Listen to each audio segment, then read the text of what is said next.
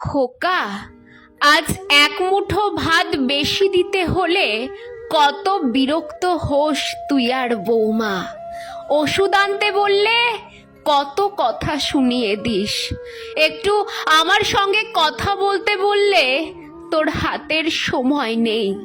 কিন্তু খোকা, তুই যখন ছোট ছিলি, যখন তোর জ্বর আসতো, বাবা দৌড়ে ওষুধ আনতো তোর জন্য। তুই সারা রাত আমার কোলে থাকতে চাইতিস, নিচে নামিয়ে দিলেই কান্না জুড়ে দিতিস। সারা রাত তোকে কোলে নিয়ে বসে থাকতাম, এমনকি বাথরুম পেলেও যাওয়ার উপায় ছিল না। তখন কই আমার তো বিরক্ত লাগেনি?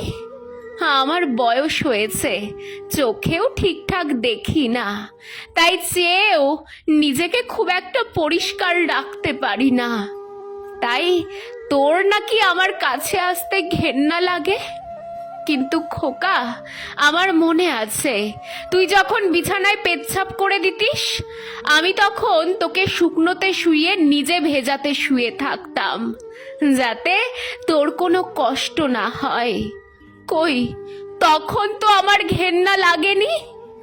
আমার খুব মনে পড়ে, একবার সবে মাত্র খেতে বসেছি, তুই পায়খানা করে ফেলেছিস।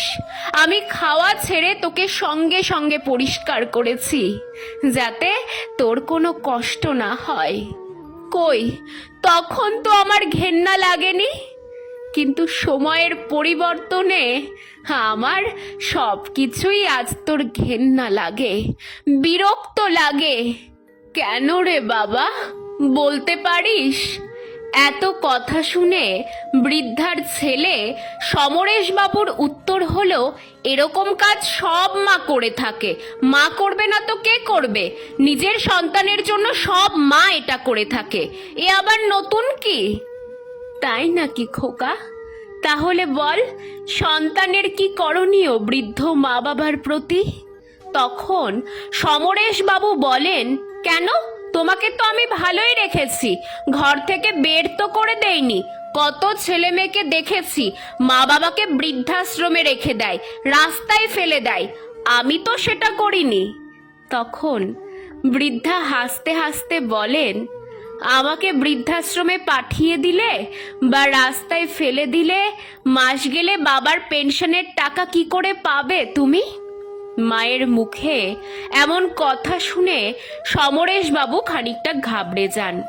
বৃদ্ধা তখন আবার বলে, খোকা, আমি তোর মা, আমি তোকে খুব ভালো করেই জানি, তাই আমি ঠিক করেছি আমার দেখাশোনা করার জন্য একজন লোক রাখবো, যে আমাকে দেখাশোনা করবে, সাথে আমার প্রয়োজনীয় জিনিস এনে দেবে, আমার সঙ্গে দুটো কথা বলতে পারবে। তোর কাছে শুধু একটাই অনুরোধ, তুই আর বাবার পেনশনের টাকাটা নিবি না।